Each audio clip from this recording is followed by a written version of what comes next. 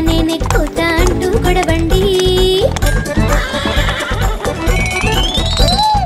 అన్నదమ్ములు ఇద్దరు గొడవ పడ్డారు. గుర్రం పక్కన నేను నేను అంటూ అరిచారు.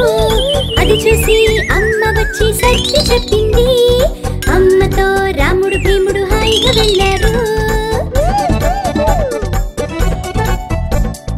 అమ్మ పక్కన రాముడు, గుర్రం పక్కన భీముడు. భీముడు ఏమో గుర్రం వద్దని అమ్మ పక్కన చేరాడు. అది చూసి రాముడికి కోపం వచ్చింది. అమ్మేమో ఇద్దరికి అప్పుడు ప్రేమను పంచింది. ఇద్దరు అప్పుడు కలిసి మెలిసి ఆడుతున్నారు. గుర్రపు బండిపై ఇద్దరు హాయిగా నవ్వారు. అది చూసి వాళ్ళమ్మ మురిసిపోయింది. అందరూ హాయిగా అప్పుడు ఇంటికి వెళ్ళారు.